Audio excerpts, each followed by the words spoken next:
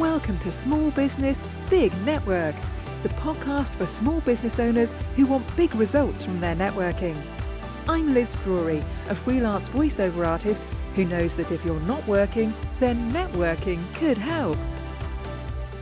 Tony Redondo is the founder of Cosmos Currency Exchange, which he started during the pandemic in 2020. Tony has been able to make great use of online networking all over the world, which has really benefited his business. Thank you very much for being my podcast guest today, Tony. Thank you very much for having me on.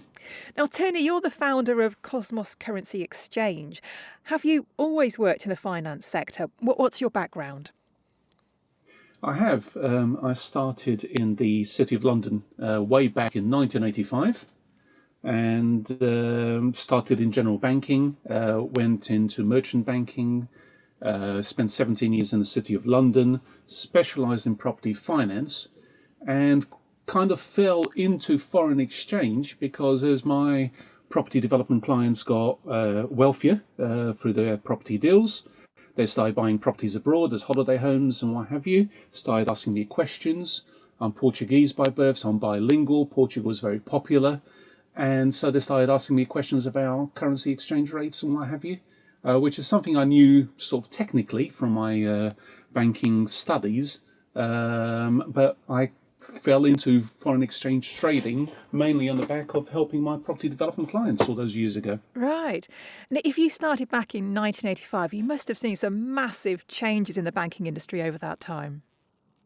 Oh, completely. I mean, 1985, not only was it pre-internet and pre-computers, it was pre-credit scoring. So it has got a real resonance with how Cosmos operates now, because in those days it was all about relationship business models.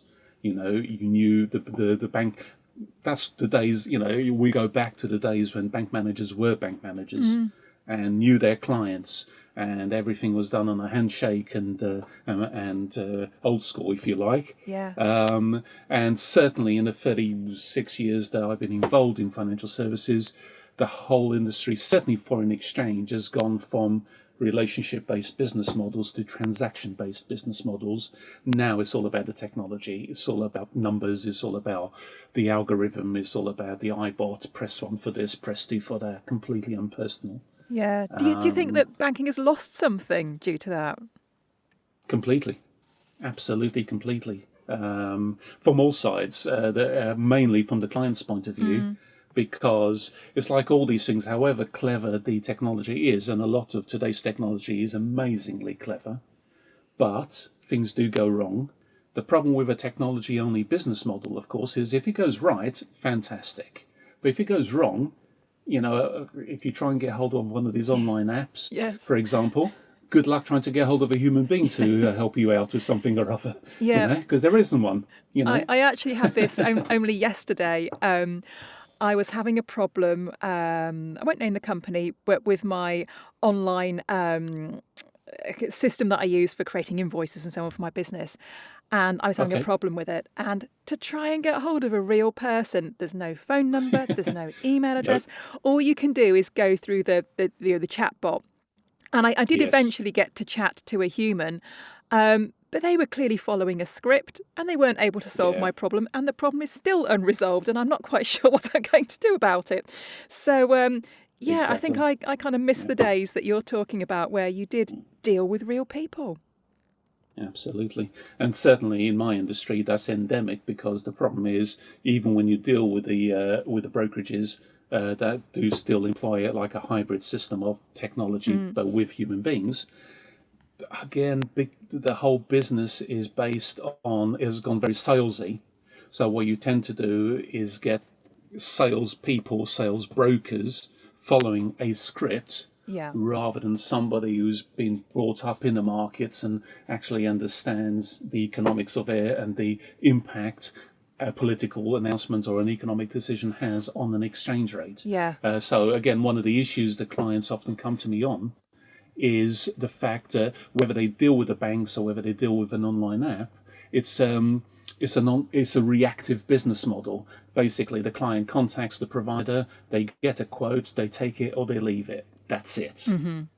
That's as far as it goes. Whereas where the background I come from is you do a discovery session with a client, you find out what they're looking at doing, the time frame they're looking at doing it in, and then you provide added value by monitoring the markets, so you can alert them to opportunities when they arise in the market, which is a much more proactive business model.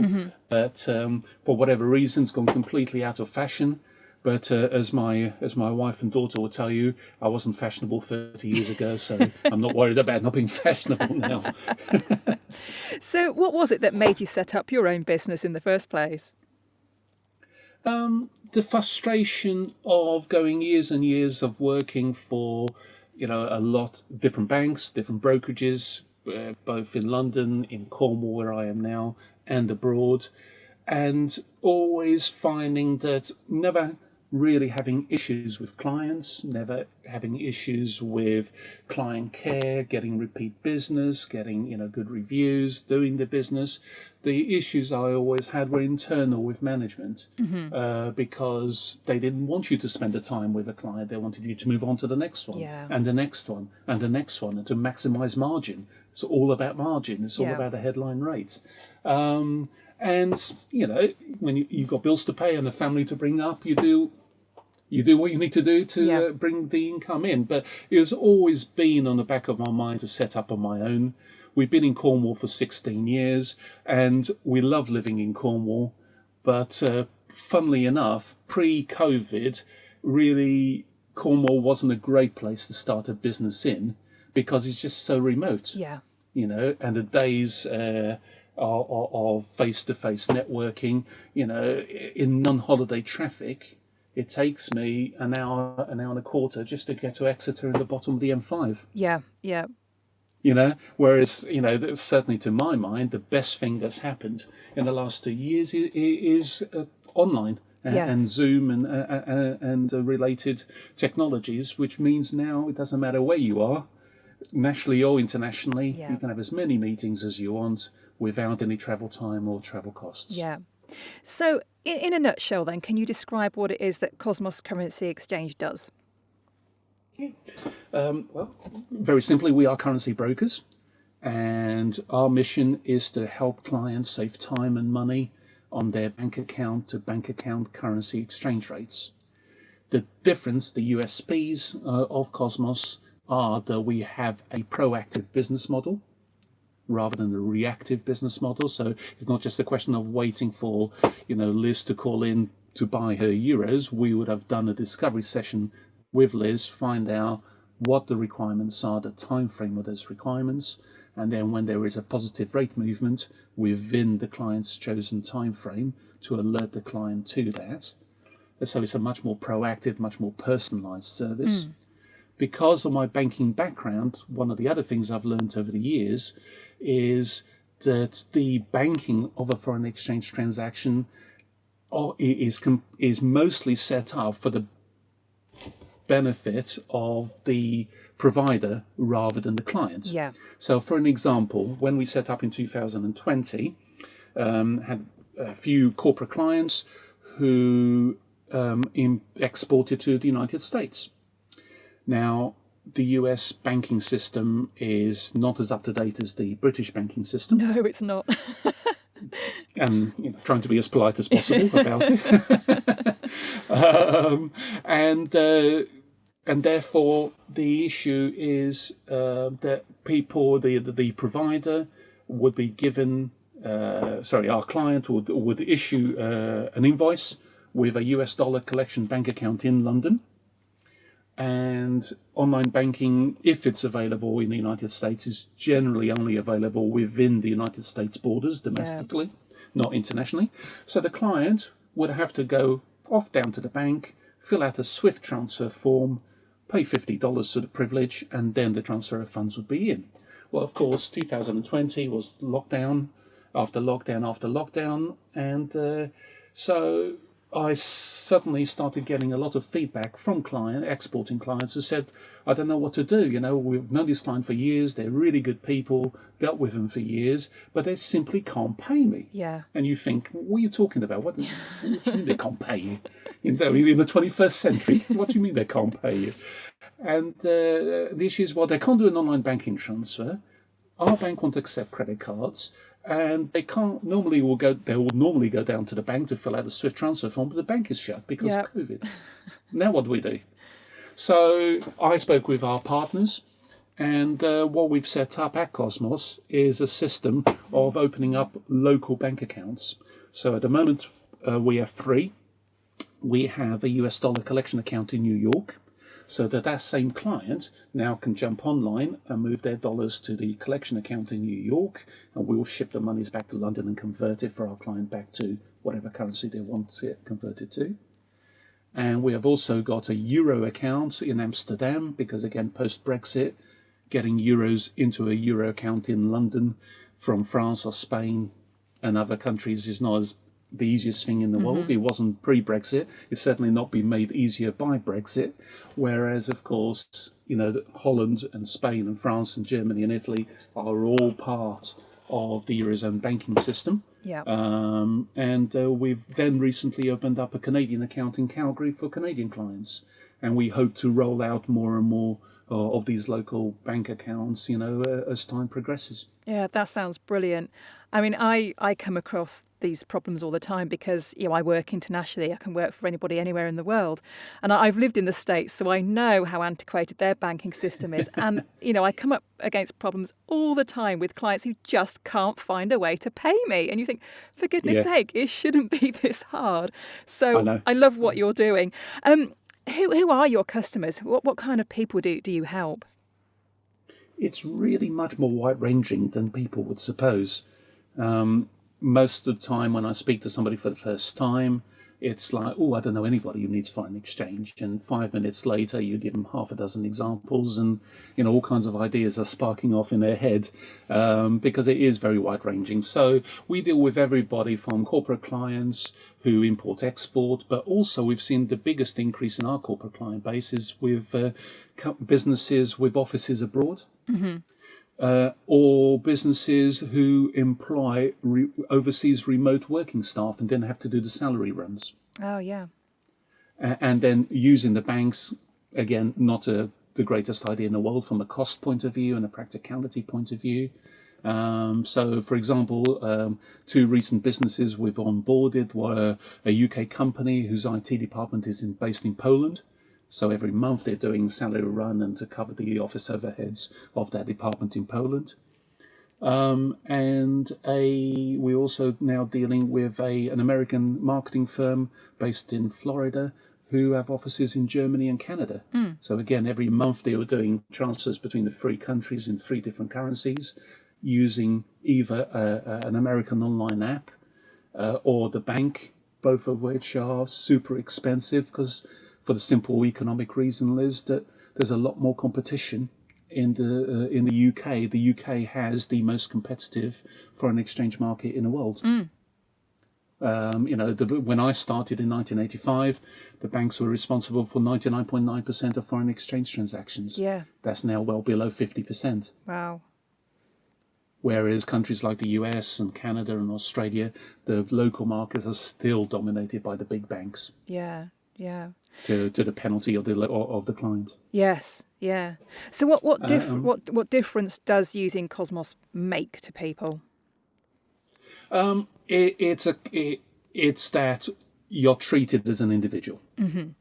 So whether you're a corporate client or whether you're a private client, and even with private clients, whether it's a big ticket item like buying or selling international property, or just sending a few $100s down to a niece or a nephew or a cousin or a grandchild in Australia for Christmas or on their graduation, whether it's paying study fees, whether it's to settle medical bills, whether it's because you're into American Harley Davidson motorbikes and want to import one, or for example, September is a busy month for us, so helping people buy boats of all things. Right. And it works really well because, again, we don't have a marketing budget as such at Cosmos because we don't market, we don't advertise. All our business comes in from referrals. So clearly you're And making a lot of use of networking as part of your marketing system. very much so. Very, very much so. Especially in the last 2 years with the advent of the technologies. Yeah. That means face-to-face is no longer a necessity. Yeah. Well, was networking something you did before you had your own business? Did you do it when you worked for an employer?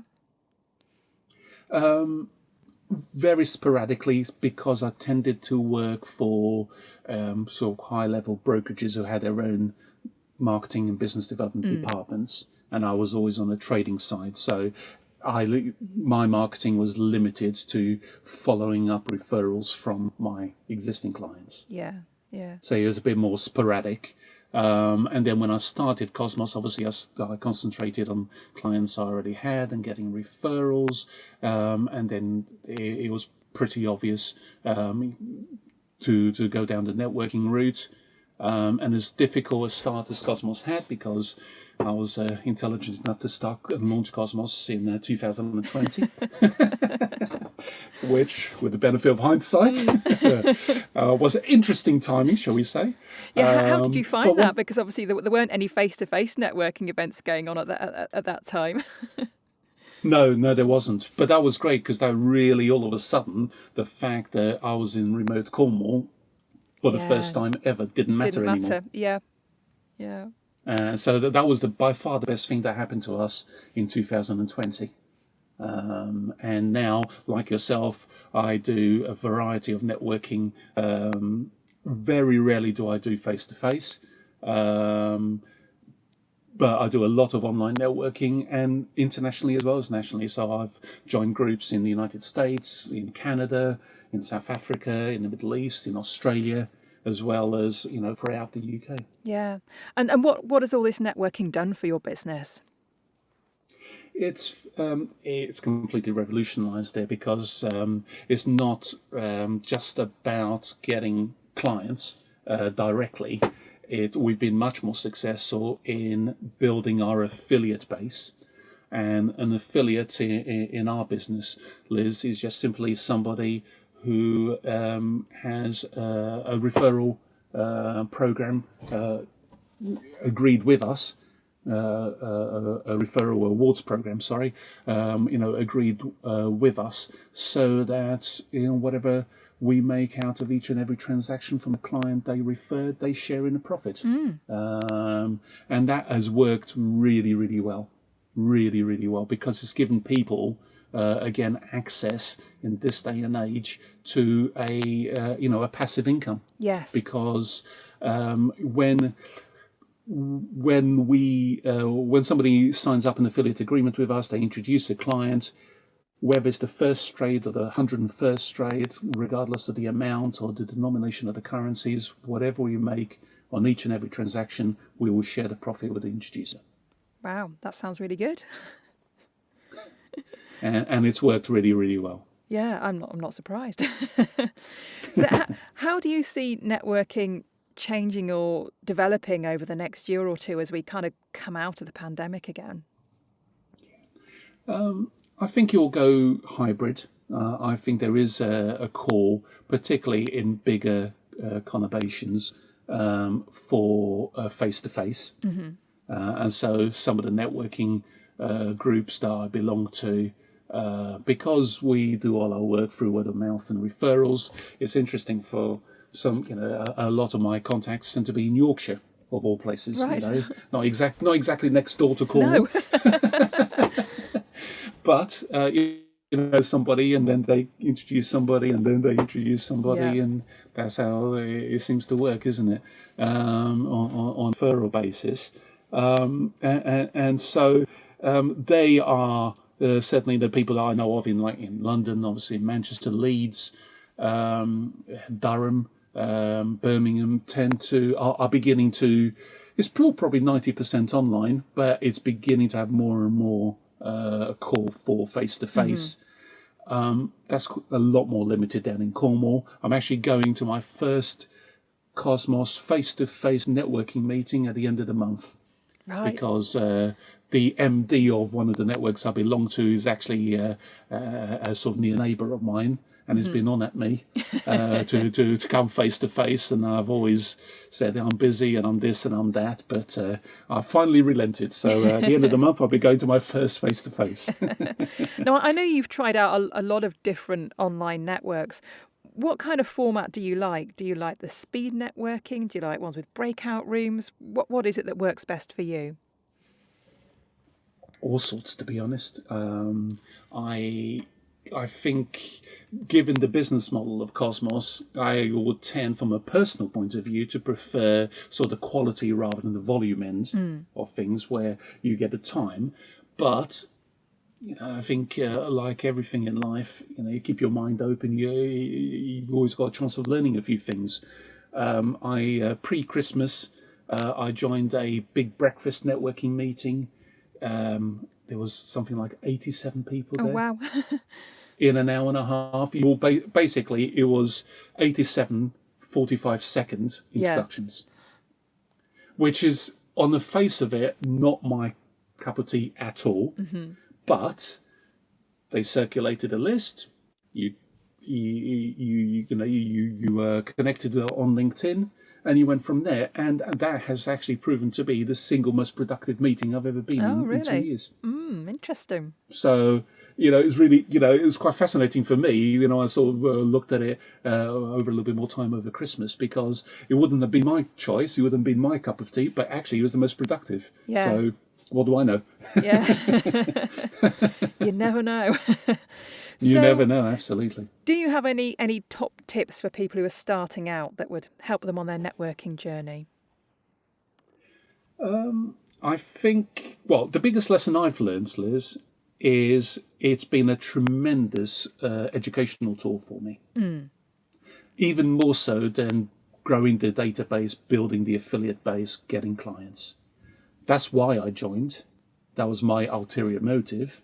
But actually, I have learned so much, because you are learning all the time. You're in contact all the time with people from all different kinds of backgrounds, all different kinds of industries. And I have learned so much. It's been a real blessing in disguise. It's been a real educational journey for me, which I've really enjoyed. And I think the top tip I would give, there is a real correlation, to my mind, between the people who give the most. They end up getting the most out of it as well. You get people, obviously I'm not going to mention any names, but we all know what I'm about to say. What I'm about to say is, we all get those people in the meeting where it's all about me, it's all about their business, it's all about what they want. Yeah. And chances are they might come along for another one, and then you never see them again. Yeah. And then you get the givers who give and refer and put people in connect people, and they think, oh yes, I met somebody. Simple example, I had a follow-up from that pre-Christmas breakfast meeting 2 days ago with a gentleman who helps charities and business get grants. And 24 hours later, I had another follow-up with a lady I also met at the same meeting, who runs a charity. Right. So, it didn't take a huge amount of imagination to send with their permission, send an email out saying, A, please meet B, B, please meet A, I'll let you two connect and talk away, because I think it might be productive for you. Yeah. And people have done that and a lot more for me. But certainly the top tip is, the more of a giver you are, the more that karma tends to play a role to my idea of looking at things. Yeah, I think that's an excellent tip. So finally, Tony, if people are interested in finding out more about Cosmos Currency Exchange, how can they find you? Okay, well, our website, www.cosmoscurrencyexchange.com, and our main landline number, 01202 804733, or just email me, Tony Redondo, all lowercase. Redondo is Romeo Echo Delta Oscar November Delta Oscar, at cosmoscurrencyexchange.com. Lovely. Thank you very much, and all the best for 2022. Thank you very much for having me on, Liz, and all the best to you as well. And I wish you every success this year and next. Thanks for listening to Small Business, Big Network. If you found this podcast useful, please do rate, review and subscribe. And don't forget to share it with the rest of your network too.